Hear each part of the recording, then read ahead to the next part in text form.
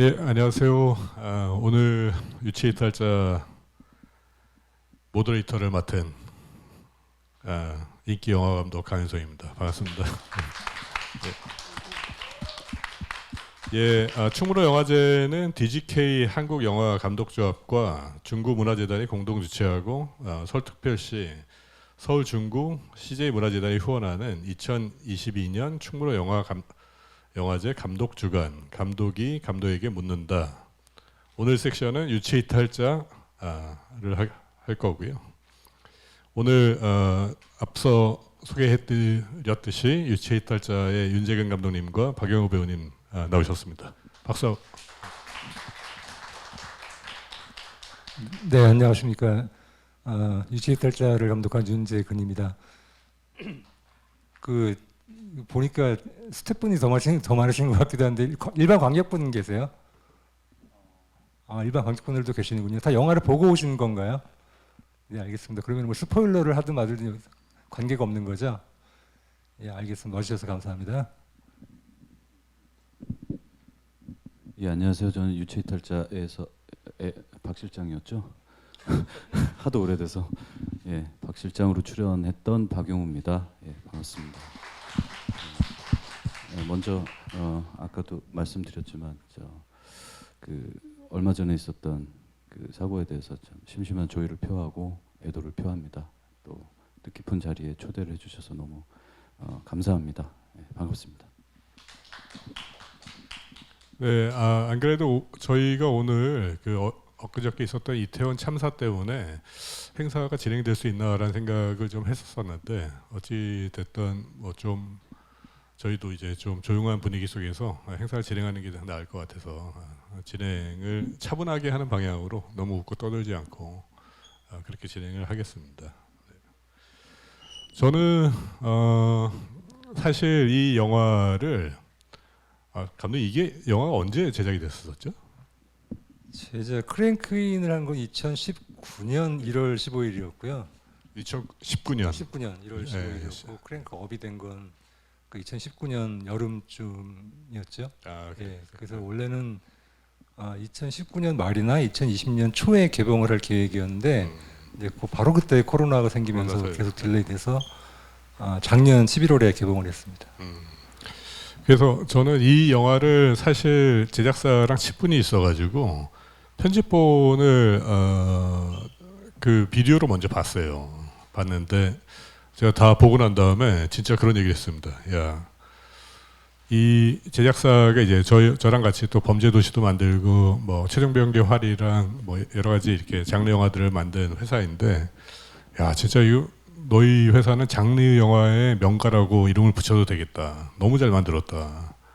그래서 그때 너무 감명 깊게 봤던 기억이 있는데, 그리고 제가 근래에 봤던 스릴러 영화 중에서 이렇게 구성이 완벽할 수가 있을까? 뭐 이런 생각들을 했었습니다. 이렇게 복잡한 이야기를 어떻게 이렇게 찍을 수가 있지? 처음에 이거를 제가 얘기 듣기로는 감독님이 직접 각본 쓰셨다라고 얘기 들었는데 어떻게 구상하게 되셨는지 좀 설명해 주시죠. 구상을 하게 된 계기 얘기를 하자면 이게 약간 길어지는데요. 시간이 많으니까. 제가 이제 전작을 끝내고 다음 작품을 뭘 할까 이제 고민을 하면서 도서관에 다니고 있었거든요. 근데 도서관에 가서 이제 매일 공무원 같은 생활을 했었죠. 아침에 나가서 밤 10시에 집에 가고 이제 그런 생활을 하면서 시나리오를 쓰고 있었는데 이게 별로 진전도 없고 앞으로 나아가지도 않고 뭐 여러 가지 어떤 아이템을 찾을까 잡히지도 않고 뭐 이랬던 상황에서 어느 날 그냥 산책을 하다가 삶이 힘드니까 삶이 힘들고 앞이 막막하고 막 이런 기분이 드니까 정말 그냥 오늘 밤 집에 가서 잠이 들면 내일은 다른 사람으로 깨어나면 좋겠다라는 망상을 했었어요. 그랬다가 예를 들면 뭐 내가 갑자기 내일 아침에 일어났는데 봉준호가 돼 있거나 박찬욱이 돼 있거나 뭐 이런 상상을 하면서 왠지 그래도 사람들 속일 수 있을 것 같고 뭐 이런 생각들을 막 하다가 내가 누구가 된다 한들 또 그 사람의 나름의 또 뭐 삶의 뭐 권태와 뭐 지겨움과 뭐 힘든 것들이 다 누구나 다 있을 거고 그럼 그것도 또 역시 마찬가지로 재미없을 것 같고 그래서 그럴 바에는 그냥 매일 다른 사람으로 깨어나면 재밌겠다 그 오늘은 뭐 영화 감독으로, 그 다음 날은 배우로, 그 다음 날은 뭐 운동선수로 이런 식으로 깨어나면 사는 게 좀 재밌겠다라는 그냥 혼자만의 망상을 막 하다가 아, 이런 걸 가지고 영화를 소재를 삼아서 영화를 찍으면 재밌겠네 하는 이제 생각에 이르게 됐었고, 그리고 그 즈음에 이제 그 제 머릿속에 들어가 있는 이제 여러 가지 생각들이 있었는데 그 중에 하나가 좀 철학적인 얘기이긴 한데 나란 무엇인가 하는 약간 철학적인 화두가 있었어요. 그 생각에 좀 빠져 있었는데 그게 예를 들면 뭐 나란 무엇인가라는 게 내가 어떤 사람인가, 내가 뭐 좋은 사람인가 나쁜 사람인가 이런 차원의 문제가 아니고 좀 더 본질적인 되게 철학적인 질문, 그러니까 나라고 말하는 나는 누구인가라는 질문인 거죠.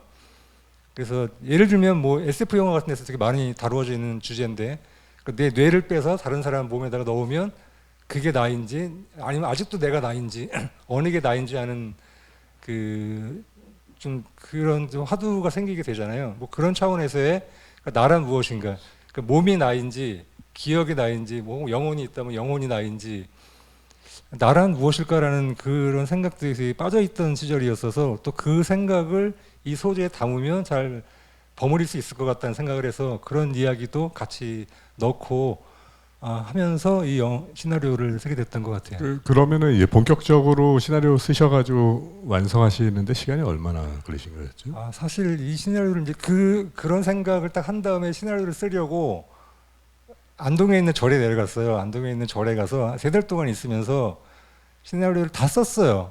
다 쓰고 다시 서울로 올라와서 이제 제작사들한테 보내기 시작했는데 사실 계속 까인 거죠. 이 이야기가 좀 너무 좀 복잡하다, 뭔가 좀 너무 철학적이다, 어렵다 이런 얘기들이 되게 많았고, 물론 뭐 재미없다 이런 분들도 많았고, 그래서 이 시나리오를 좋아해주는 제작자를 만나는 데까지가 시간이 굉장히 오래 걸렸어서 시나리오는 거의 3달 만에 끝냈지만 제작자를 만나는 데에 거의 3, 4년 정도의 시간이 걸렸던 것 같아요. 우리나라에 제가 알고 있는 모든 제작사들을 다 찾아갔는데 다 까이고 하다가 이제 마지막에 그 BANT의 장원석 대표가 또 굉장히 마음에 들어해서 바로바로 또 일이 진행이 돼가지고 작업을 하게 됐습니다. 그러면 요에 박영우 님한테 좀 여쭤보고 싶은데, 말씀하신 대로 사실 이게 그 일반 제작자나 뭐 투자자들이 흔쾌히 받아들일 만한 시나리오는 아니거든요. 굉장히 복잡하고 또 난해하고 또 이게 영상화 된다고 했었을 때 사람들이 야 이게 어떻게 설명을 할 것이냐라는 궁금증이 많이 낼 것 같은데, 이 시나리오 처음 보셨을 때 소감이 어떠셨고 하게 된 계기가 어떻게 되신 건지. 우선 개인적으로도 거의 저의 지금 현재 제 삶의 전부라고 해도 과언이 아닐 정도로 저는 그 영혼이라는 것에 대한 관심이 되게 많거든요, 개인적으로. 근데 이 시나리오 처음 접했을 때는 그런 생각은 못했어요. 일단은 그냥 물리적으로 봤을 때 지문이 굉장히 길더라고요. 그래서 뭔가 그 전문 용어도 많고, 그래서 뭔가 쉽게 그런 것들을 다 일일이 다 해석하기에는 좀 어려운 면들이 있었어요.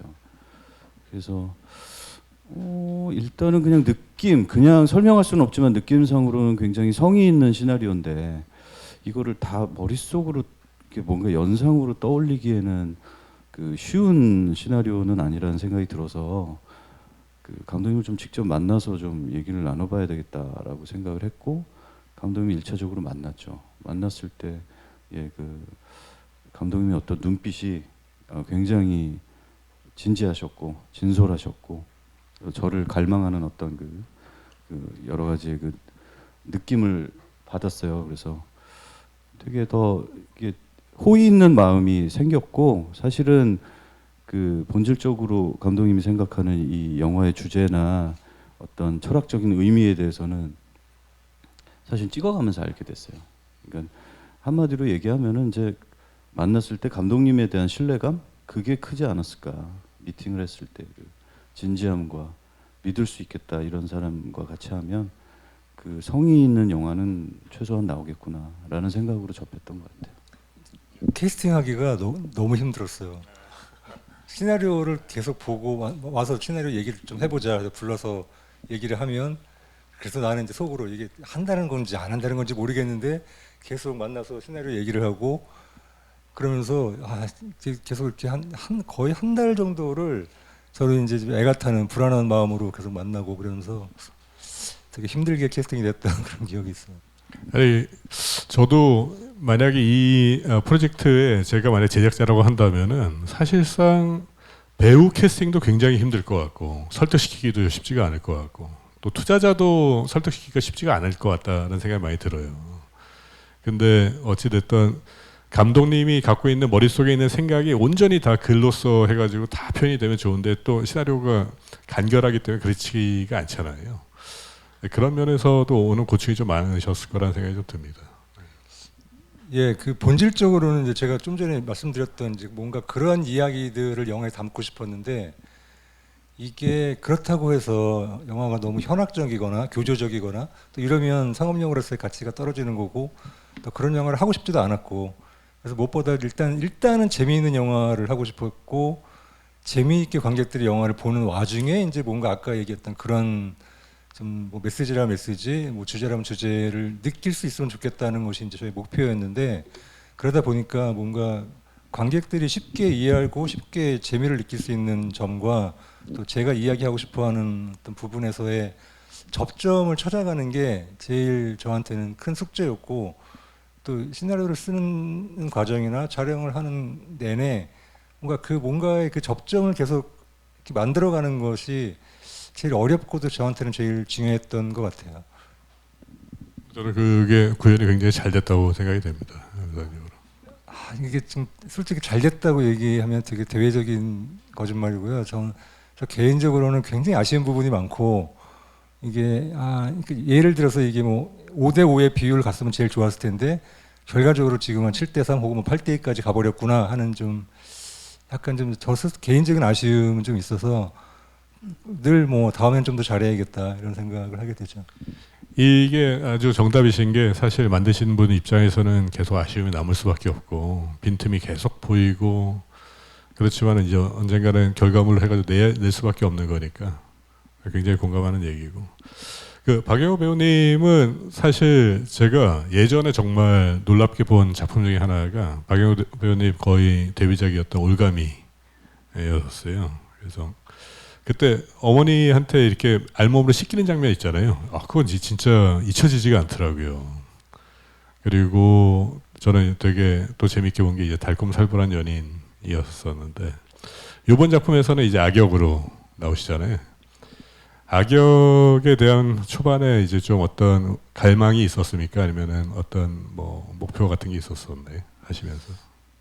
뭐 배우로서도 그렇고 개인적인 삶에 있어서도 그렇고 사람은 개개인마다 다 그 상황에 따라서 또 뭐 예를 들면 나이를 먹어감에 따라서도 그렇고 수시로 이제 생각이 바뀌고 가치관이 바뀐다고 저는 생각을 하는데 요즘 들어서 생각하는 악역에 대한 매력은 그 주제를 굉장히 강조하고 환기시킬 수 있는 그 장치적인 역할을 한다고 생각을 해요. 그래서 요사이의 악역에 대한 매력을 많이 느끼고 있는데요.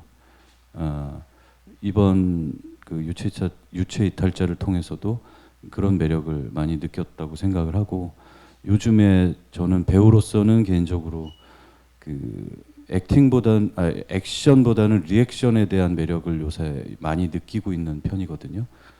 그 말은 이제 쉽게 말하면 자기가 뭔가를 주도적으로 머릿속에 콘트를 짜서 연기를 한다라기보다는 그 현장의 상황에 따라서 상대 배우가 있을 거잖아요. 같이 하는.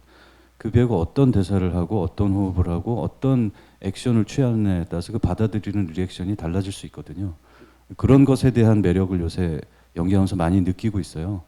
유체이탈자에서도 그런 것들을 저 많이 느꼈어요. 윤계상 배우가 테이크마다 다른 어떤 연기를 할 때 거기에 따라서 제가 변화하는 어떤 그 호흡과 감정이 있거든요. 그런 것들을 유체이탈자에서 많이 표현을 했고 느끼려고 하고 표현하려고 했고 또 그거를 다행히 또 감독님께서 많이 허용해 주셨고 그래서 너무 행복했던 현장이었던 것 같습니다. 이게 보통 이제 연기가 무르익고 오랜 경력을 갖게 되면은 많은 배우들이 그렇게 변하시더라고요. 그래서 현장에서 상대 배우의 말과 이런 것들을 진심으로 듣고 거기에 따른 자연스러운 리액션들이 나오면서 정말 더 새로운 캐릭터들을 이제 만들어 나가는 것들이 저도 이제 얼마 전에 이제 최민식 선배님이랑 작업하면서 최민식 선배님도 그런 얘기를 하시더라고요. 그러니까 일단은 자기가 뭘 하려고 하는 욕심에 이렇게 치우치는 게 아니라 상대 배우에 대해서 잘 관찰하고 그 현장에서 그 순간 이 사람이 무엇을 하는지에 대한 집중 이런 것들이 좋은 연기를 끄집어내니까 아주 비슷한 맥락의 얘기라고 생각이 되고 요번에 그 악역 하시면서 그 유체이탈자에서 이제 악역을 하시면서 트레이서도 근데 악역을 하셨죠. 예? 트레이서? 트레이서에서도 트레이서는 악역은 아니었고 악역 아닙니까? 그 헤어질 결심이라고 네네. 최근에 박성욱 감독님 네네. 영화에 네네. 나온 적이 있는데 맞습니다. 거기서 좀 악역이었죠. 네네. 그 유체이탈자에서 이제 악역을 하시면서 뭔가 제가 봤었을 때는 이거 어떤 모티브가 된 배우가 있나 아니면 작품이 있나 이런 생각을 좀 했어요. 예를 들면 이제 막 게리 올드만의 뭐 그런 악역인가 아니면은 굉장히 자연스러웠었거든요. 굉장히 연기에 힘을 푼 것 같고 에이씨 모르겠다, 에이 귀찮다, 에이 싫어 하면서 또 팍팍 쏴버리고 이런 것들이 이제 본인의 의도로 많이 가셨나요? 아니면 감독님이랑 많이 얘기를 하셔가지고 가신 건지? 일단 기본적으로 감독님한테 정말 감사한 건 그 많이 그 풀어주셨어요. 배우들을 뭐 특별히 전형적인 어떤 틀에 맞춰서 꼭 이렇게 해야 된다라는 저는 좀 그렇게 많이 느꼈어요. 저한테는 그런 디렉팅을 안 주신 것 같고 어쩔 수 없이 저도 영화를 좋아하는 개인적인 한 관객으로서 그 영화를 봤을 때 인상적인 역할이 나오면 뭐 노인을 위한 나라는 없다라는 영화의 그런 악역이거나 뭐 흔히 뭐 어떤 악역의 교과서 같은 그 캐릭터로 이제는 자리를 잡은 것 같은데 뭐 레옹의 게리 올드만의 어떤 역할이거나 그런 것들이 잔상이 있죠. 근데 그 앞서서 말씀드렸듯이 그냥 제 개인적으로는 리액션에 그 중점을 두면 그 프레임이 완전히 깨져버리기는 쉽지 않아요. 왜냐하면 시나리오에 정해져 있는 그 태생적인 캐릭터의 어떤 그 하이와 로우가 있거든요. 거기서 벗어날 수는 없는데 그래도 거기서 이제 정서나 감정들은 뭔가 그 프레임과 상관없는 리액션들이 나올 수 있죠. 그런 것들을 감안하면서 연기를 한 것 같아요. 제가 이 유체이탈자를 앞서 말씀드렸듯이 비디오로 먼저 보고 그 이제 개봉할 때 극장에서 봤는데 극장에서 보면서 이제 나오면서 한 얘기가 있어요. 이 영화는 박영우의 재발견이다. 그만큼 박영우 씨께서 굉장히 힘도 빼고 정말 자연스럽고 정말 나쁜 놈처럼 그렇게 연기를 했다라는 부분이 굉장히 대단하다는 생각도 들고 또 한편으로는 이 작품에서 배우들이 다 보였습니다. 캐릭터들도 다 보이고 이들이 어떻게 연기를 하고 어떻게 준비를 했는지가 보이더라고요. 그거에 대해서 한번 감독님이 좀 얘기해 주시면은. 네, 일단 기본적으로 배우들이 다 연기를 잘하는 배우들이고요. 뭐 얼굴이 잘생기거나 뭐 스타성이 있거나 이런 배우들 그런 쪽보다는 오히려 기본적으로 연기를 잘하는 배우들이 캐스팅이 됐었고 그런데 그들이 또 되게 열정적으로 그 작품에 임해서 촬영 들어가기 전에 연습실을 구해서 그 연습실에 매일 가서 자기들끼리 대사를 맞춰보고 동선을 만들어보고 하는 그 작업들을 꽤 오랫동안 거의 한두 달 동안을 했던 것 같아요. 그래서 영화 사실 촬영을 제작을 하면서 그런 일들이 거의 없는데 그런 일을 보기 힘든데 누가 시킨 것도 아닌데 배우들끼리 자기들이 만나서 이렇게 시나리오를 분석하고 연습하고 뭐 그런 것들을 보면서 저로서도 일단 너무 그것이 반갑고 또 고맙고 이 영화가 적어도 배우들이 뭔가 문제가 있다고 지적을 받지는 않겠구나. 배우들은 잘 보이는 영화가 되겠구나 하는 생각은 그때부터 들었던 것 같아요. 그래서 사실 영화에서 보면은 굉장히 그 배우들의 캐릭터들도 아주 디테일하게 잘 살아 있고 그리고 그들의 관계나 뭐 이런 것들이 이들이 그냥 단순히 촬영장에 시나리오만 읽고 와가지고 딱 하다가 이렇게 딱 그 작업만 하고 돌아간 것 같지 않다. 굉장히 관계나 이런 것들 끈끈한 것 같고 역할도 굉장히 유기적으로 잘 연결돼 있다라는 생각이 진짜 많이 들었습니다. 그 보면은 왜 아시잖아요. 그 배우들 중에는 시나리오 전체를 읽지도 않고 자기 부분만 와서 그냥 자기가 할 대사만 딱 하고 가는 배우들도 의외로 되게 많이 있잖아요. 근데 적어도 이번 작업을 하면서는 저는 한 명도 그런 배우가 없다는 거를 현장에서 되게 많이 느꼈거든요. 그러니까 되게 작은 역할을 하는 배우들도 이 전체 이야기를 알고 전체에서 지금 무슨 이야기를 하는 영화인지를 알고 자기 역할이 거기서 어떤 기능을 하는지도 다 알고 현장에 와 있다는 느낌을 되게 많이 받았어서 그런 부분에서 이제 배우들한테 되게 고맙게 생각을 하고 있죠. 네, 그리고 제가 어쨌든 좀 자연스럽게 하려고 두서없이 그냥 왔다 갔다 하면서 하는데 그 순서나 이런 것들 좀 이해해 주시고 갑자기 쑥 들어가서 이제 엔딩으로 잠깐 얘기를 하자면은 엔딩의 총격신 장면이 저는 굉장히 좋더라고요. 약간 저희 그 존윅도 좀 생각이 나고 존윅도 좀 참고하신 부분이 있죠. 총액션이나 이런 것들을. 아니, 저는 참고했다고 말하고 싶지 않고요. 네네.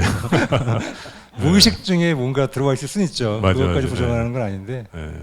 그래서 그 총을 다루는 액션이나 이런 것들도 국내에서 사실 보기 쉽지 않지만 어쨌든 그런 부분이 굉장히 좋았고 박영호 씨한테 여쭤보고 싶은 거는 사실 박영호 씨는 그렇게 액션이 그렇게 많지는 않았어요. 네, 액션 스쿨 다닐 정도로 많지는 않았는데 근데 저는 보면서 야 이거 박영호 씨 약간 좀 하면서 진이 빠지겠다라는 씬들이 되게 많더라고요. 약간 이렇게 막 사람이 그 상사의 유승목 선배님 죽일 때나 그리고 그 마지막에서 총격실에서 거기 그 서로 대치하고 이럴 때 액션은 많지는 않지만 진짜 진이 빠지겠다는 생각이 좀 많이 들었는데 어떠셨습니까? 마지막 장면 찍으시면서. 그러니까 에너지가 사람이 소진이 되는 것은 이제 정신적으로 소진될 때도 있고 육체적으로 소진될 때도 있다고 생각을 하는데 이번 영화는 그러니까 기본적으로 모든 배우들이 둘 다였던 것 같고 저는 결과적으로는 참 다행이라고 생각을 했었던 게 이게 처음엔 저도 좀 테크닉적인 액션들이 마지막 장면에 있었어요. 근데 물리적인 시간도 그렇고 뭐 여러 가지를 이제 감안을 했을 때 대폭 테크닉적인 액션은 많이 제가 줄어들었거든요. 그래서 이제 감정적으로 가자라는 어떤 결론이 나서 거의 애드립식의 감정적인 액션을 했던 기억이 나는데 그런 것들이 에너지가 소진 안 될 수는 없지만 어쨌든 주어진 틀 안에서 느껴지는 이번 합에서 이 다음 합은 이런 거지라면서 이제 그런 것 때문에도 스트레스를 받을 수 있거든요. 왜냐하면 그게 합이 틀려지면은 그 상대방을 다치게 할 수 있기 때문에 그런 긴장감이 있어서 에너지가 많이 소진되는데 그런 건 없었고 그 감정적으로 뭔가 조금 더 많이 자유로워진 느낌?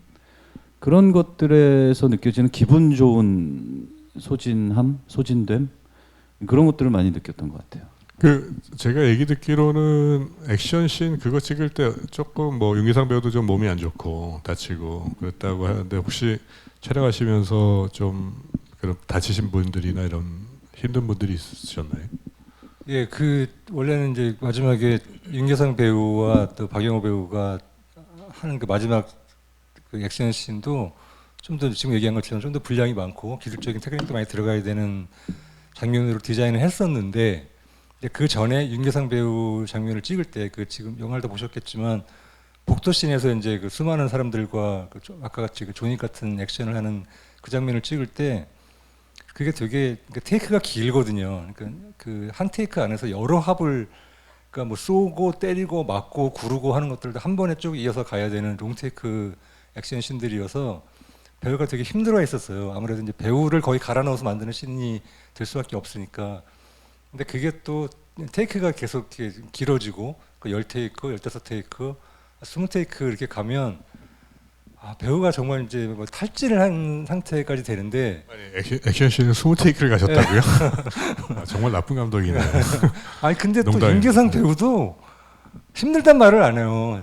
아시잖아요. 힘들다는 말을 하는 또 배우가 아니니까 뭔가 조금이라도 뭔가 마음에 안 드는 게 있으면 다시 가고 계속 그러다가 한 20몇 테이크쯤 간 다음에 그 윤계상 배우가 저한테 오더니 이제 못하겠다, 도저히 못하겠다로 얘기를 하더라고요. 그래서 이 양반이 그렇게 윤계상이 못하겠다고 말하는 거면 이건 좀 못하는 거다라고 생각을 해서 저도 깨끗하게 이제 그 촬영을 접고 오케이는 못 났지만 그럼 이제 그 중에서 뭔가 오케이를 찾아서 써야겠다. 그러면서 이제 집에 그 숙소로 돌아가서는 그러면 이제 그 중에서 어떤 거를 좀 찾아낼 수 있을까 이런 고민을 하고 있었는데 그날 밤에 이제 PD한테 전화가 왔더라고요, 숙소로. 윤계상 배우가 촬영 끝나고 집에를 가다가 몸이 너무 안 좋아서 병원에 잠깐 들러봤는데 검사를 해보니까 갈비뼈에 금이 갔다더라. 그러니까 이 배우는 갈비뼈에 금이 간 상태에서도 계속 뭔가 액션 장면들을 찍었고 있었던 거죠.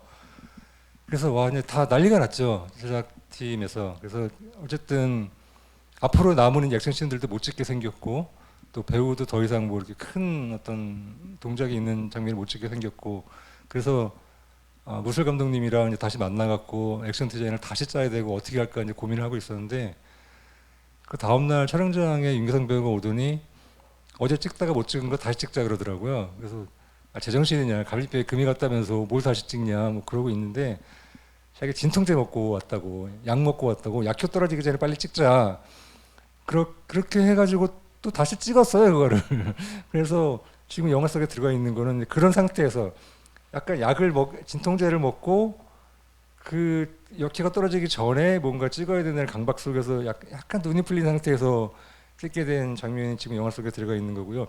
사실 이런 얘기를 개봉할 때는 뭔가 마케팅 팀에서 이런 얘기 하지 말라 그래서 저도 한 적이 없었는데, 이제 뭐 다 끝났으니까 그냥 하는 얘기가 됐는데요.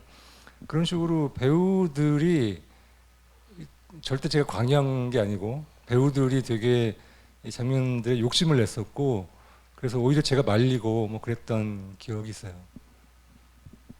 제가 그 진통제 먹고 갈비뼈 금 간 날 세트장에 갔어요, 응원차. 맞아요. 네, 갔는데 거의 윤계상 배우가 초죽음이 돼가지고 있는데, 그래도 이제 뭐 잘 찍고 있는 걸 보고 진짜 대단하다. 여기는 완전히 그냥 사람들이 영혼을 갈아 넣는구나라는 생각을 했었습니다. 네. 박영호 배우님은 제가 이 작품들을 이렇게 쭉 보면은 특히 이제 장르물을 좋아하시는 것 같아요. 장르물들을 좀 많이 하시지 않으셨나요? 예, 개인적으로 장르물 좋아하는데 사실은 물리적인 숫자는 생각보다는 많지 않아요. 그래요? 예. 딱 기억날 만한 작품들이 이제 장르물이어가지고 박영호 배우님은 좀 장르물을 많이 하시는구나라는 생각을 한 거였군요. 아무래도 좀 이제 결과적으로 좀 반응이 좋았을 때의 것들을 이제 많은 분들이 기억을 해주시는데, 사실은 맨 처음에 달콤살벌한 연인을 접했을 때도 시나리오상으로는 장르물이라는 생각을 못했었고, 근데 결과적으로는 굉장히 장르물, 어떤 새로운 장르물 그런 느낌으로 나왔던 것 같고, 유체이탈자도 사실은 처음 시나리오 봤을 때는 장르물보다는, 그렇다고 아트 영화는 아니지만 일단 묘했어요. 묘한 시나리오라고 생각을 했지 뭐 굳이 완전 장르물이다 라는 생각을 안 했던 것 같아요. 오히려 편집 이후에 후반 작업을 하면서 장르물화되었다고 생각을 해요. 그래서 저는 이 영화 개봉하면서 이거 엄청 잘 될 것이다, 흥행도 잘 될 것이다라고 생각했는데, 사실은 조금 이제 아쉬웠잖아요, 흥행이. 네, 뭐 핑계를 대자면 그냥 시기가 안 좋았다, 코로나 때문에. 맞아요. 네. 그랬을 때 보통 이제 사실 그 촬영 과정에서 배우들은 돈독해도 결과가 안 좋거나 이렇게 되면은 사실 이게 좀 흩어지거나 또 연락 안 하거나 이런 경우도 많잖아요. 어떠셨어요? 유체이탈자 팀들은 계속 끝까지 갔나요? 지금도 아주 꾸준히 활발하게 단톡방이 운영되고 있습니다. 예, 너무 즐겁게.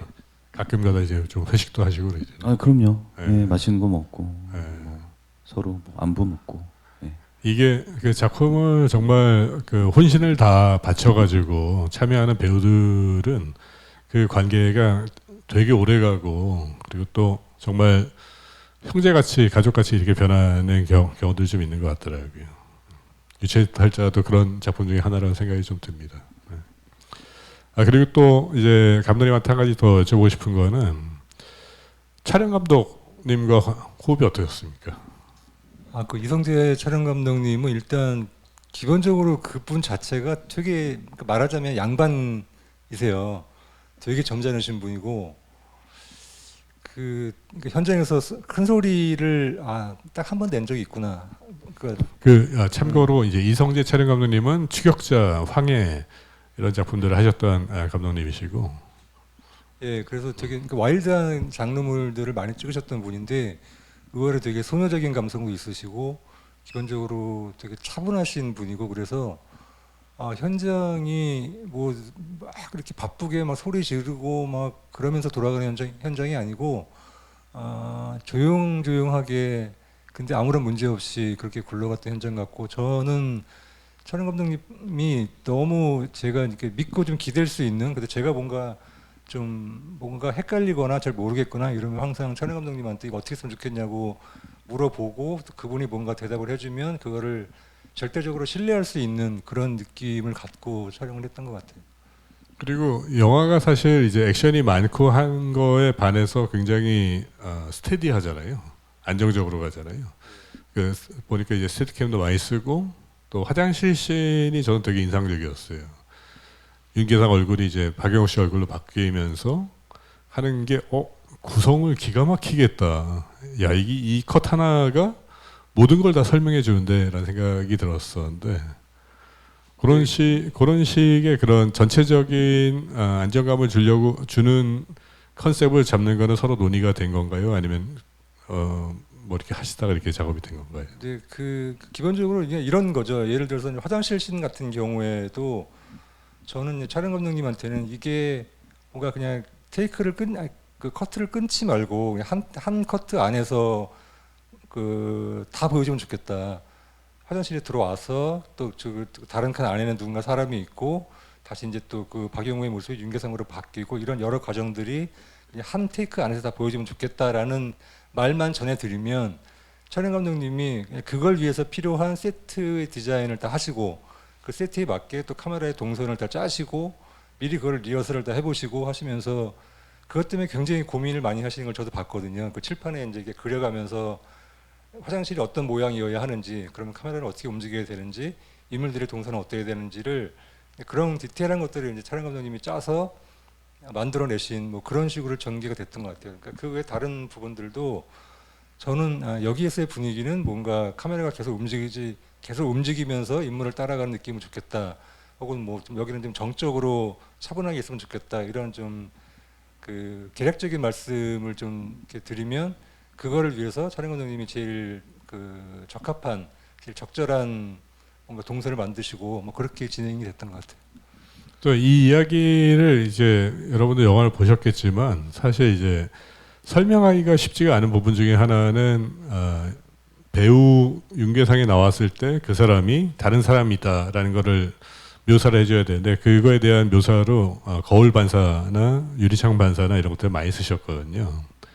근데 저도 막상 이거를 내가 연출한다면 어떻게 설명하지라고 생각했을 때 그 정도 선상 말고 특별한 아이디어들이 있을까라는 생각들이 좀 들어요. 직접적으로 보여줘야 되는 거니까 한 컷에 또 묘사가 될 수 있고 하니까 그런 거에 대한 고민이 좀 많으셨을 것 같은데 어떠셨는지? 예, 기본적으로 이 영화를 제작을 하면서 제일 많이 했던 고민이 그 부분이죠.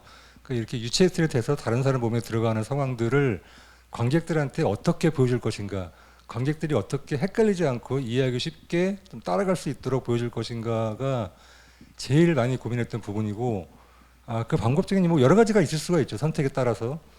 그러니까 제일 편한 거는 일단 예를 들어서 뭐 윤계상이 이한이라는 주인공이지만 윤계상이 박영호한테 들어가면 계속 박영호가 보이고, 뭐 서현우한테 들어가면 계속 서현우가 보이고, 뭐 이런 식으로 진행이 되는 게 제일 전통적이고 제일 어떻게 보면 제일 리얼한 방법일 텐데, 그걸 이제 좀 관객들이 영화적으로 따라가기가 되게 힘들 것 같다는 생각을 했었고, 그래서 뭐 여러 가지 방법들 중에 고민을 하다가 이제 어쨌든 메인 배우가 있으면 그 메인 배우를 중심으로 이야기가 흘러가서 관객들은 그 메인 배우에게 뭔가 감정이입을 해서 같이 간다는 느낌으로 영화를 보면 조금 더 쉽게 이해할 수 있겠다라는 생각을 하게 된 거고, 그러면 그 메인 배우가 누구한테 들어가 있는지를 또 어떻게 관객들에게 보여줄 것인가를 고민하게 되는데 그때 몇 가지 정했던 원칙이 지금 말씀하신 것처럼 거울에 그 사람이 보여줄 때는 원래 그 사람을 보여주자.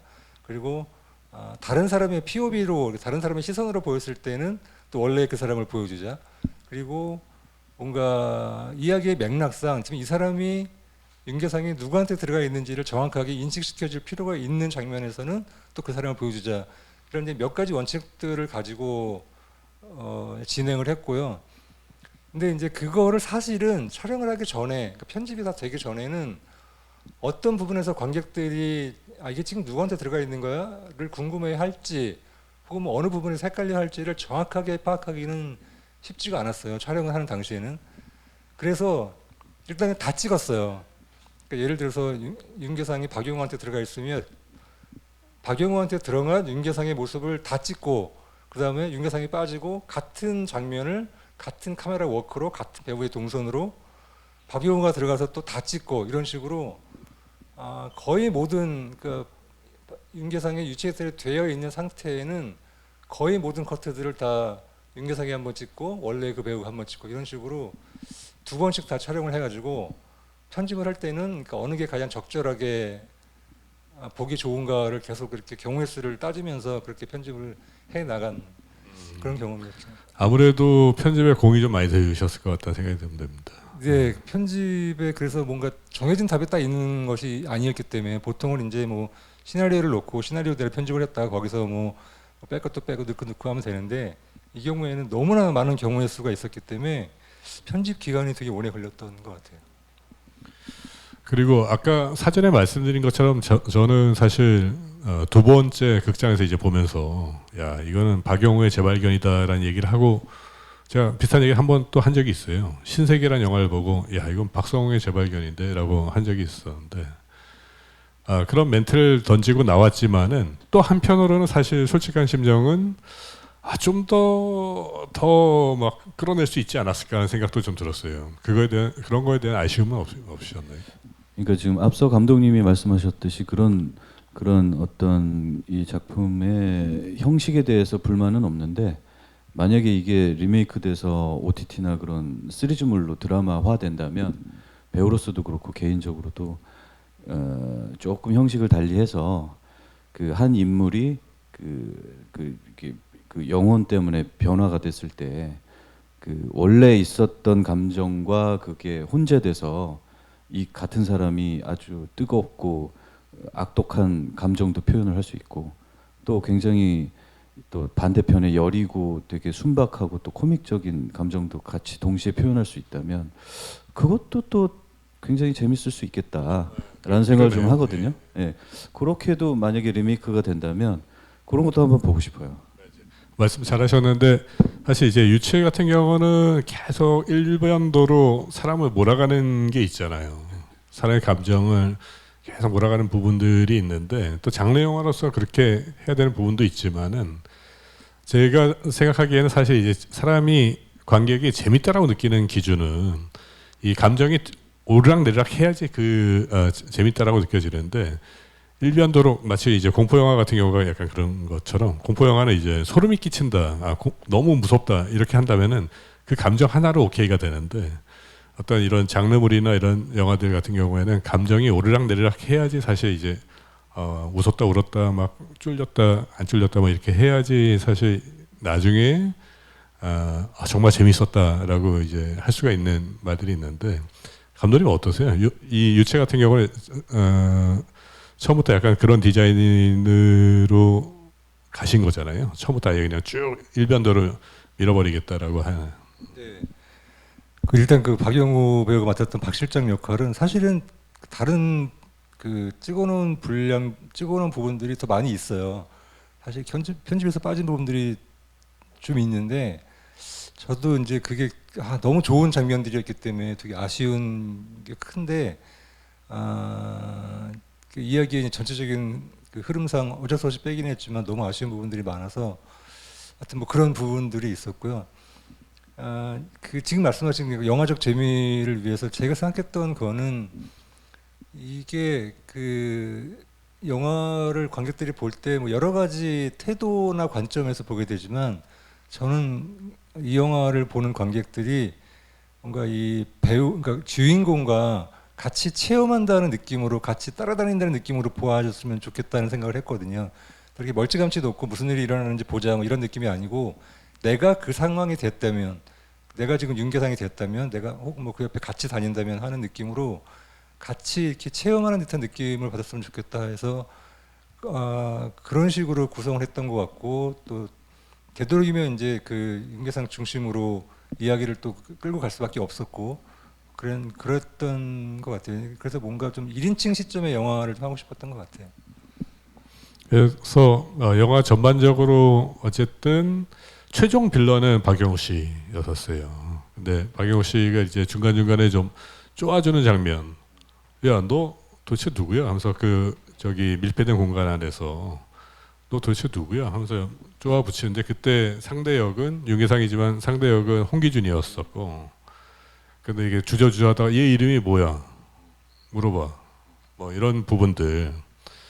저는 그거 더 쪼을 수 있다고 생각했었거든요. 한다면은 뭐 박영호의 연기력으로 더 이렇게 해가지고 만약에 좀 더 해서 정말 극단으로 이렇게 몰아붙일 수도 있고, 또는 뭐 유승목 씨를 죽이는 부분에서 더 광기도 있을 수 있고, 그런 부분들에 대해서 혹시 작품 끝나고 난 다음에 아쉬움이나 이런 것들이 있으십니까? 뭐 아쉬움이 없다 그러면 거짓말인데요. 뭐 저 혼자만 뭔가 튀거나 뭐 그 내용을, 시나리오의 내용을 다 제가 제 위주로 뜯어고칠 수는 없다고 생각을 하기 때문에, 그 기본적으로 다 같이 뭔가 윈윈할 수 있는, 배우들끼리 같이 호흡으로 윈윈할 수 있는 그런 그 그림을 만드는 게 저도 개인적으로 이 영화를 하면서의 최종 목표였다고 생각을 하고, 그런 부분에서는 전혀 불만이 없고, 그 찍어놓은 것들에 있어서 어쩔 수 없이 편집이 됐던 부분들이 있거든요. 그런 부분 중에서도 좀 괜찮은 것들이 꽤 있었는데 그게 좀 아쉽긴 하죠. 예. 감독님 같은 질문을 어떤? 더 좋을 수 있었는데. 그러니까 이제 어쨌든 박영호 씨가 이제 최종 빌런이잖아요. 가장 거기에서 가장 나쁜 놈인데, 그 나쁜 놈을 사실은 더 이렇게 막 더 기괴하고 더 대적하기 힘들게 만들수록 주인공은 그걸 헤쳐나가는 산맥이 너무너무 높잖아요. 예. 그런 부분이나 이런 건 어떻게 생각하십니까? 근데 그러니까 박 실장 캐릭터에 대해서도 고민이 많았었는데요. 그 악역이 참 만들기 힘들잖아요. 근데 또 악역이 오히려 주인공보다 더 매력적이어야 영화가 더 좋아지는 느낌도 있고, 그래서 악역인 박 실장을 어떻게 만들까를 둘이서 굉장히 많이 고민을 했었는데, 뭔가 아까 얘기했던 게리 올드만이라면 누군가를 따라하는 것도 싫고, 그렇다고 뭔가 새롭게 하는 것이 또 그 과연 새롭기만 한 것이 좋은 것인가, 새롭게 하려고 애쓰리니 보이는 것 또한 또 좀 짜친 것 같고, 그래서 고민이 굉장히 많았는데, 저는 그냥 개인적으로는 박영호 배우가 이 안에 가지고 있는 어떤 느낌들을 그냥 꺼내서 보여주기만 해도 충분하다라고 판단을 했었고, 지금 결과적으로는 어쨌든 지금 영화 안에 나와 있는 박 실장의 모습은 그렇게 만드는 것에서는 성공을 한 것 같고, 근데 그거를 뭔가 조금 더 영화적으로 또 텐션을 주거나 좀 더 긴장감을 줘서 분위기를 또 형성할 수도 있었는데, 그렇게 못한 부분이 있을 수 있죠. 그거는 뭐 전적으로 감독의 잘못이지만, 제가 그 부분에서는 지금 생각해 보면 그 지금 말씀하신 그 부분에서는 그렇게 뭔가 쪼이고 텐션을 주는 거가 중요하다고 생각하지는 않았던 것 같아요. 거기서는 그냥 마찬가지로 이 안에 감정들이 어떻든 좀 더 중요하다고 생각을 했었던 것 같아요. 실 예를 들자면 그 삭제된 장면 중에 제가 그 임지원 배우가 분한 역할 이름이 뭐죠? 진아를 제가 사로잡아서 굉장히 뱀처럼 유혹하는 장면이 있어요. 되게 길게, 굉장히 성적으로도 어떤 뭔가 제가 되게 끈적하고 너무 소름 끼치는 눈빛과 감정을 보여주는 좀 긴 장면이 있는데, 원래 모습이 보이는 거. 그것도 저는 개인적으로 되게 매력이 있었어요. 뭐 눈빛이라든지 아유. 어떤 그런 그 묘한 뉘앙스가 근데 이제 그런 것도 제가 볼 때 이제 여러 가지 물리적이거나 어떤 상황적인 어떤 것들이 있었겠죠. 그래서 그런 것들이 좀 삭제가 됐고 또 마지막에 그런 액션 씬들 같은 경우도 사실은 좀 더 파워풀하고 좀 더 뭐 얼마든지 또 생각 상황에 따라서 이제 훨씬 더 이제 세게 표현할 수 있었는데 뭐 그거는 저의 개인적인 욕심이었다고 생각을 하고 또 저는 뭐 지금 나온 것도 굉장히 만족하고 있습니다. 이게 유체 개봉할 때만 해도 그렇고 지금도 사실은 마찬가지인데 지금은 워낙 SNS나 뭐 여러 가지 그 일반 사람들의 의견들이 너무 강한 시대가 돼가지고 사실상 만들 때 제작자들이 자체 검열을 합니다. 감독님도 검열을 하고 저도 마찬가지고 자체 검열을 해서 심한 욕이나 뭐 키스 장면이나 뭐 어떤 섹스씬이나 불필요한 것들은 다 이제 커트해버리게 되는데 그게 지금 한국 영화의 약간 좀 폐해 중에 하나인 것 같아요. 그게 말 나온 김에 저도 좀 얘기하고 싶은 게 그 부분이 되게 많은데 예를 들면 아까 지금 말씀하셨던 박영호 배우가 그 여배우 역할을 뭔가 이렇게 유혹이라기보다 뭔가 능멸하는 부분이라든지 이런 부분에 대해서 되게 이렇게 모니터링을 해보거나 혹은 뭐 이제 뭐 투자자 제작자들의 얘기들을 이렇게 들어보면 굉장히 부러워하는 약간 그런 거를 뭔가 좀 싫어하는 느낌들이 있잖아요. 그래서 그런 거를 자꾸 이제 피하게 되고 그러다 보면 아무래도 캐릭터를 좀 더 잘 보여줄 수 있는 어떤 것 하나를 또 버리게 되고 포기하게 되고 이런 일들이 자꾸 생기긴 하더라고요. 그래서 뭔가 좀 더 뾰족하고 날카롭고 거칠더라도 그런 것들도 좀 영화 안에서는 좀 더 용인이 됐으면 좋겠는데 그런 제작들이 굉장히 많아지고 있는 것 같아요. 오히려. 다음 강윤석 감독님 작품에 제가 캐스팅이 돼서 그런 역할로 예. 너무 좋고요. 그러니까 이게 진짜 요즘은 이야기상에서 조그맣게라도 못이 나오면은 다 쳐내려고 해요. 그게 다 얘기거리가 되고 어디 뭐 문제거리가 되고 이러니까 감독도 그걸 쉽게 그냥 호응해버리고 그러다 보니까 사실 한국 영화가 어느 순간부터는 약간 무뎌졌어요. 좀 밋밋해졌죠. 밋밋해지고 아까 말씀한 것처럼 박영호 배우님 막 저는 상상만 해도 너무 좋거든요. 막 약간 햇바닥으로 그 분을 막 핥을 것 같은 그런 느낌이야. 햇바닥. 근데 사실 그런 것들이 이제 좀 날을 세우고 캐릭터를 만들어주고 그 장르적인 영화에 힘을 주는 부분들인데 이게 일반적으로 상업 영화는 호불호에 있어가지고 이제 불호에 걸릴 만한 것들은 미리 쳐낸다. 뭐 이런 것들이 좀 많거든요.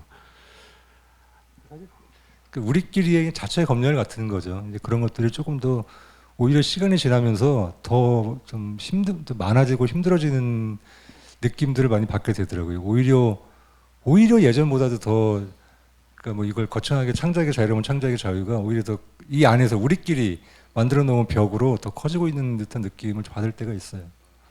좀 아쉬운 부분이죠.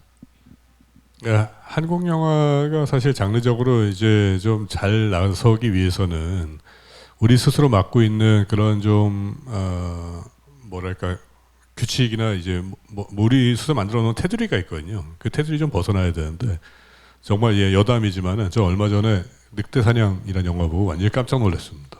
와, 우리나라 이런 영화를 만들 수 있구나. 저도 그거 보고 감독님이 일단 대단하다. 저 투자자가 대단하다. 예. 감독님도 너무 대단하시고 진짜 야 우리나라도 이제 이런 영화를 만들 수 있구나라는 생각이 정말 대단했고 거기 출연했던 배우들도 참 대단하고 그런 생각이 좀 들었습니다. 그렇죠. 뭐 영화의 완성도나 관객들의 호불호를 떠나서 일단 그런 영화가 만들어질 수 있다는 것만으로도 좀 가치 있는 일이라고 생각하는데 그런 게 점점 없어지고 있는 것 같아서 다 이렇게 좀 비슷비슷하고 뭔가 좀 통조림 같은 영화들이 많이 양산되고 있는 약간 그런 느낌들이 좀 있어서 그런 부분은 좀 아쉬운 것 같아요. 박효 배우님은 나중에 그 작품 선택하는 기준에 있어가지고 어떤 그런 극한적인 지금 이런 캐릭터처럼 박실장처럼 극한적으로 나갈 수 있는 역할이 더 이렇게 좀 마음이 가세요? 아니면은 그냥 일상에 있는 우리들의 모습 있잖아요. 아 찌질하고 막 뭐 이런 모습들 지금 요즘 서양에는 어떤 작품이 좀 더 마음에 끌리세요? 둘 다 너무 매력 있는데요. 다 각기 장단점이 있다고 생각을 하고 악역에 국한돼서 말씀을 드린다면은 저는 물론 유체 이탈자의 박 실장 역할도 너무 매력 있지만 뭔가 답은 없다고 생각하는데 그러니까 물리적으로 자극적인 어떤 그 행동과 감정을 표현하는 것도 참 매력 있지만 저는 심리적으로 굉장히 사람을 공포스럽게 하고 힘들게 하는 그런 역할들도 굉장히 매력 있게 느끼거든요. 올가미. 뭐 그것도 마찬가지고. 올가미 정말 네. 올가미 보고 완전히 깜짝 놀랐습니다. 이거 저는 개인적으로 버스터즈라는 영화에 나오는 그 악역을 되게 저는 좋아해요. 그 양반이 거기 나오는 악역이 뭐 물리적으로 힘이 세거나 뭔가 사람을 이렇게 행동으로 뭔가 제압을 한다라기보다는 심리적으로 굉장히 사람을 공포스럽게 하거든요. 그런 것도 굉장히 저는 매력이 있고 기본적으로 어쨌든 서민적인 역할이든 아니면 특수한 직업과 특이한 성격을 가진 사람이든 능동적인 캐릭터를 좋아하는 것 같아요. 뭔가 자기가 뭔가를 자꾸 뭔가 상황을 만들고 주도하에 뭔가를 일을 발생시키는 사람 그런 역할에 관심이 많은 것 같아요. 오문현답이었습니다.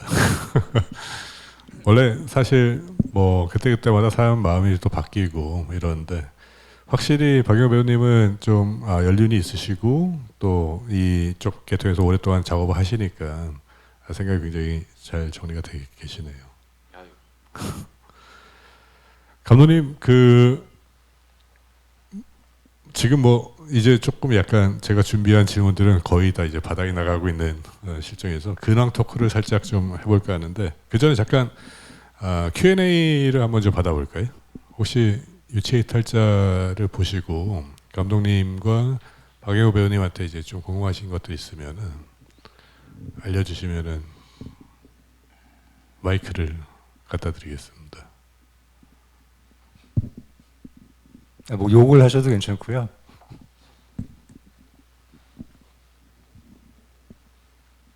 네. 네. 그 윤재근 감독님한테 그 영화 너무 잘 봤고요. 감사합니다. 그 다름이 아니라 강희연 역에 윤계상 배우님을 캐스팅한 그 이유가 있다면 어떤 이유로 캐스팅하셨는지. 제가 이거 인터뷰 같은 거 할 때 이제 많이 했던 얘기의 지탕이긴 한데요. 저는 윤계상 배우가 일단 첫째는 그 제작사에서 제가 이제 이 영화 시나리오를 쓰고 있을 때 한쪽 사무실에서 범죄도시를 촬영을 하고 있었어요. 근데 그때 이제 계속 들리는 얘기가 그때만 해도 윤계상 배우가 아주 스타는 아니었을 때였었는데 근데 그 현장에서 너무 열심히 하고 몸을 사리지 않는 배우다. 그래서 충무로에서 이렇게 열심히 하는 배우를 본 적이 없다는 소문들이 되게 많이 들리더라고요. 그래서 일단 되게 열정이 있는 친구구나라고 관심을 갖고 있었는데 이한이라는 역할을 캐스팅을 할 때 저는 그냥 뭔가 개성이 아주 뚜렷하거나 자기만의 색깔이 도드라진 배우는 아니었으면 하는 생각이었거든요. 왜냐하면 다른 사람에게 계속 유체이탈이 돼서 다른 사람의 역할을 해야 되기 때문에 뭔가 좀 이렇게 좀 여분이 많은 그리고 좀 투명한 배우 이런 느낌을 가진 배우가 했으면 좋겠다라고 생각을 했었는데 저한테는 윤계상 배우가 되게 그랬어요. 그냥 뭔가 그냥 잘생긴 성인 남자의 표준 같은 디폴트 값 같은 그런 느낌이 있었고 그래서 거기다가 뭔가 역할을 주어주면 되게 뭐 장첸 같은 악역을 주면 되게 악역으로 보이고 또 지적인 역할을 주면 되게 지적으로 보이고 혹은 뭐 바보 같은 역할을 주면 바보같이 보이고 이런 어떤 변화의 폭이 그 레인지가 되게 큰 배우라고 저는 느꼈기 때문에 이한 역할은 또 그런 게 마침 필요했고 되게 꼭 그래야 하는 역할이었고 그래서 윤계상 배우가 하는 게 되게 저격이겠다 하는 생각을 하게 됐죠.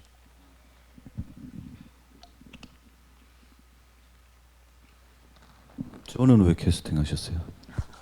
박영호 배우는 제가 아주 오래전부터 되게 개인적으로 되게 팬이었어요. 그 올가미도 그렇고 달콤살벌한 여인인도 보면서 이 배우는 뭔가 연기하는 게 좀 다르다.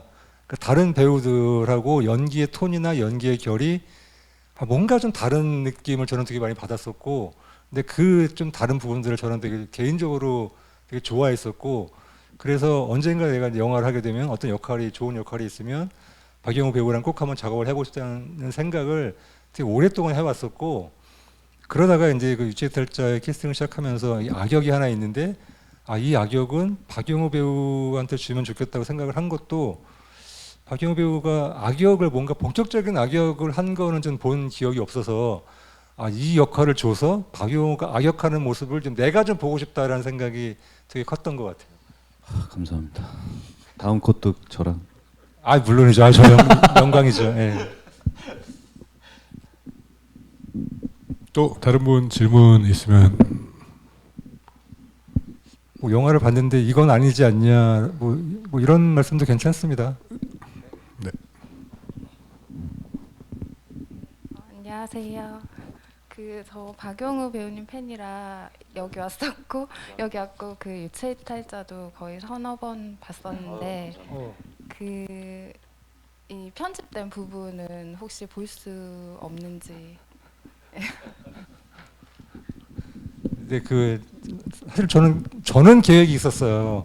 영화가 그럭저럭이라도 잘 되면 DVD를 내면서 뭔가 그 확장판 같은 걸 만들어서 박영호 배우 부분에 좀 이렇게 없어진 장면들도 다 넣고, 또 그 외에도 이제 좀 제가 편집상 어쩔 수 없이 잘라냈지만 너무 좋아하는 또 씬들이 많이 있을 거잖아요. 그래서 그런 씬들을 다 넣어서 뭔가 좀 확장판을 만들고 싶은 계획이 있었는데, 뭐 여러 가지 그 현실적인 상황상 그럴 기회가 없을 것 같고 그래서 아쉽지만 그거는 그냥 제 하드디스크에서 좀 묻혀놔야 될 것 같습니다. 제가 언제가 될지 몰라도 다른 영화나 드라마에서 못 보여드린 걸 세게 보여드릴게요. 예, 박영호의 팬이라면 되게 좋아하실 장면들일 거예요. 한 분만 더 질문 받겠습니다. 라스트 원.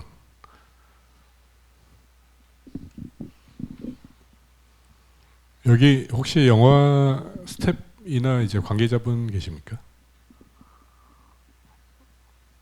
아무도 없죠. 네. 일반 관객분들이시니까 아주 사적인 거 여쭤봐도 됩니다.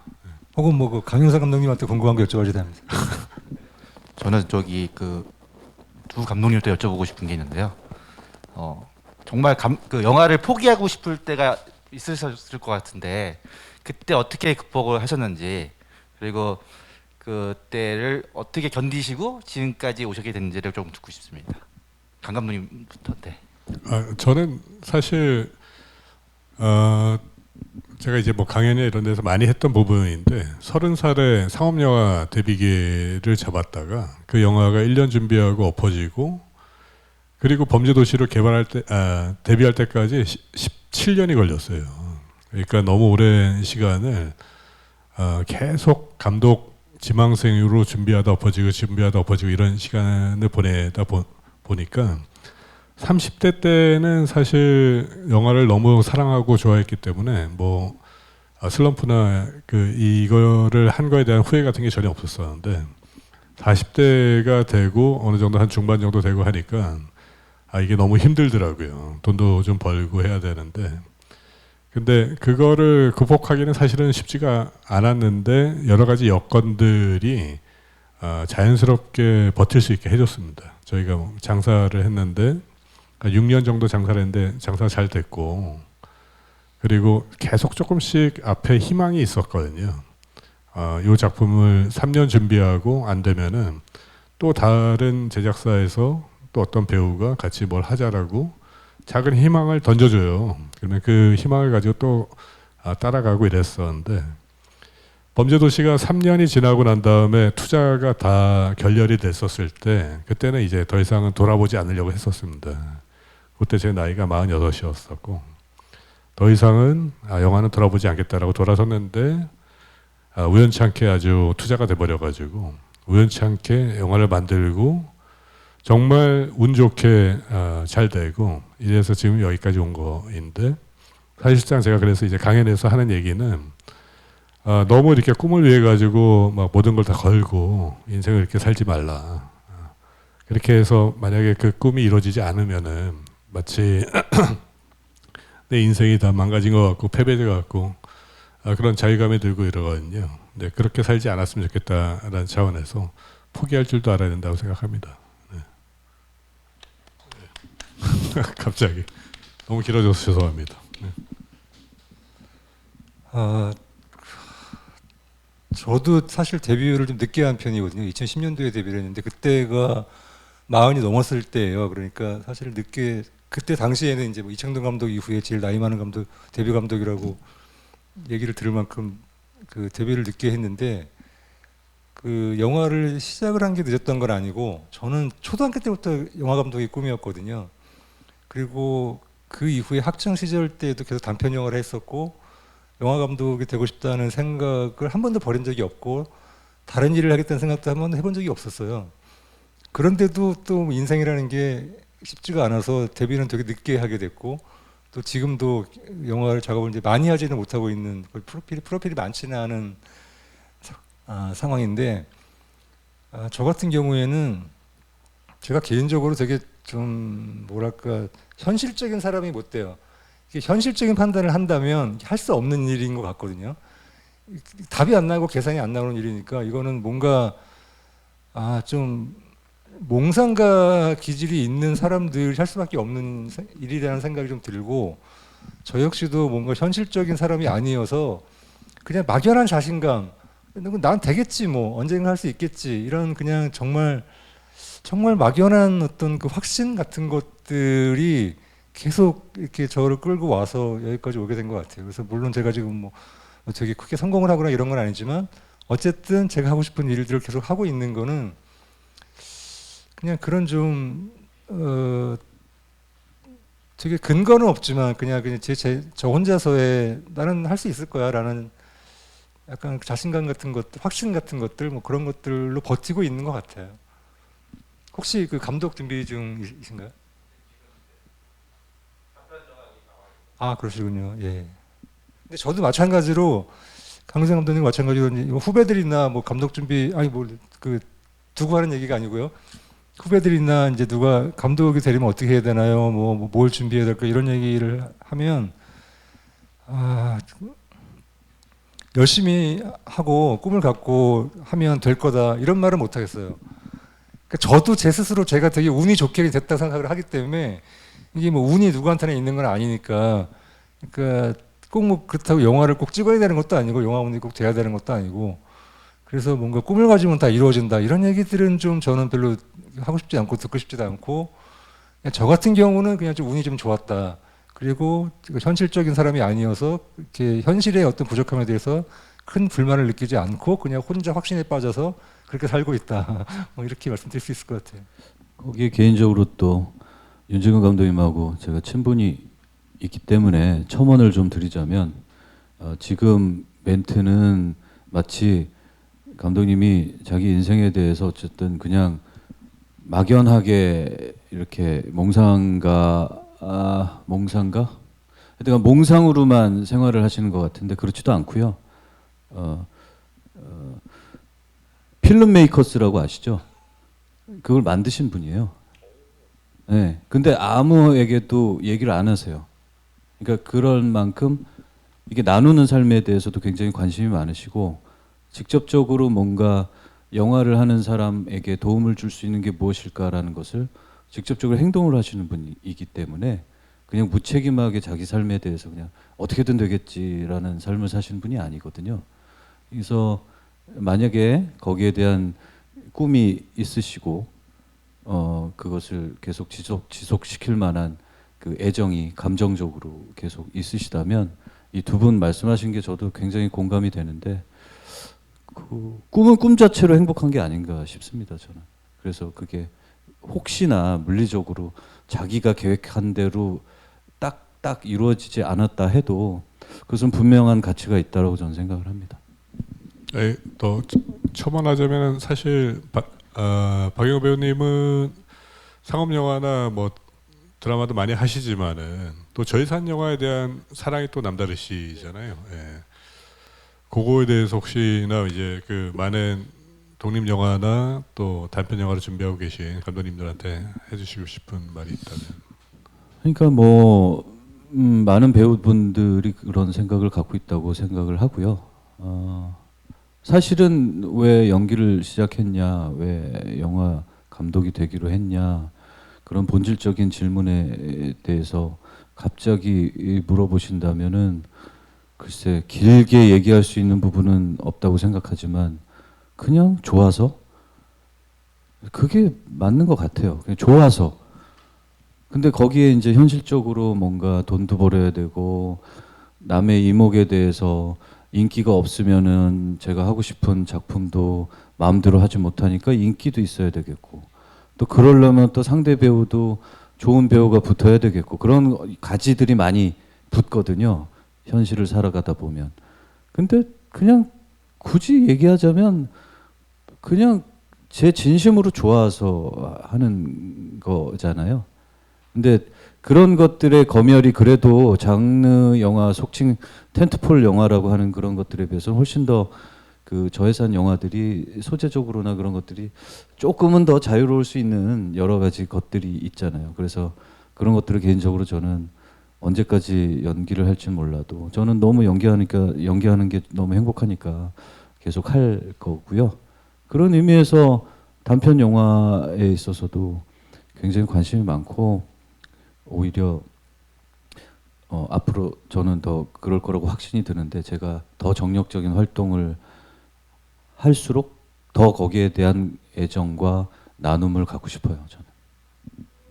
근데 지금 뭐 단편 작업을 하고 계시면 이미 된 거죠. 뭐 하고 계시잖아요. 그러면 이게 뭐 그 꼭 장편 영화를 해야 되는 것도 아니고 단편 영화를 계속 하는 것만으로도 저는 사실 독립 영화 장편 혹은 뭐 단편 영화를 하시는 분들이 더 대단하다는 생각들을 자주 하거든요. 오히려 장편 영화는 어떻게 생각하면 만들기 되게 쉬워요. 시나리오 좋은 거 써서 투자사 가져가면 돈을 주니까 만들면 되는데 단편이나 독립 영화들은 도대체 어떻게 만드는 거지 되게 궁금할 때가 많거든요. 그래서 그냥 단편 작업이든 독립 영화 작업이든 계속 하시는 분들 보면 오히려 더 존경스럽고 정말 대단하다는 생각들이 많이 들고 뭐 그런 생각이 있어요. 예. 혹시 뭐 더 궁금하신 부분들 있으신가요? 예.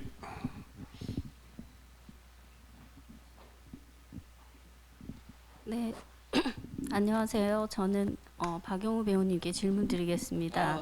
네, 안녕하세요. 네. 그 연기하실 때 그 천천히 물 드릴까요? 팬클럽에서 오신 거예요? 그 어떻게 하시는 거예요? 오랜 팬. 그러시구나.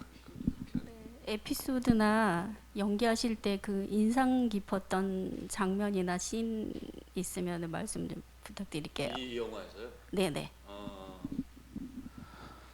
일단은 뭐 진짜 빈말이 아니고 매번 소풍 가는 기분이었고 전 정말 이렇게 스트레스 안 받으면서 영화 찍은 적이 없었던 것 같고 그 영화 보시기에는 뭐 육체적으로도 고생을 한 것 같은데 사실은 저는 다른 배우들에 비해서는 육체적인 고생조차도 거의 안 했다라는 생각이 들고 그러니까 예전에는 그 싱크로율이 되게 낮았어요. 제가 즐기는 것과 그리고 제가 원하는 어떤 그림이 나오는 어떤 싱크로율이 되게 낮았거든요. 그러니까 제가 즐겼다고 해서 장면이 잘 나오는 것도 아니고 또 장면이 잘 나왔다고 해서 제가 즐기는 것도 아닌데 요즘 들어서 제가 감사한 거는 그 제가 느끼는 즐거움과 장면이 제가 보기에 느껴지는 만족도가 그래서 많이 그래도 싱크로율이 좋아진 것 같아요. 앞으로도 점점 저는 좋아질 거라고 생각을 해요. 그래서 그 단계에 그 경험했던 영화라고 생각을 하고 너무 행복했어요. 그냥 매 장면이. 감사합니다. 저는 진짜 빈말이 아니라, 야, 이렇게 최근에 본 스릴러물 중에서 이렇게 완벽한 구성을 갖고 있는 작품이 있었나라는 생각이 진짜 들었습니다. 네. 너무 과찬의 말씀을. 전 정말 마지막에 윤계상이 병원에 침실에 누워 있는 자기 모습을 봤었을 때 이야기 왔고 뚝뚝뚝뚝 다 맞으면서 야 진짜 잘 짰다. 모든 게 다 설명이 되고 화면으로 다 설명이 돼 버리니까 야 진짜 똑똑하게 잘 구성을 했다라는 생각이 들었습니다. 네, 더 이상 이제 질문 없으시면은 저희 이제 이번 토크는 뭐 좀 정리하면서 마무리를 지을까 하는데요. 유체이탈자에 대해 윤재근 감독님, 박영호 배우님께서 들려주신 이야기가 영화관을 찾아주시는 관객분들에게 영화에 대한 이해를 높이고 예술적 영감을 자극하는 계기가 되었을 것 같습니다. 함께해 주신 윤재근 감독님, 박영호 배우님 감사합니다. 네. 네, 감사합니다.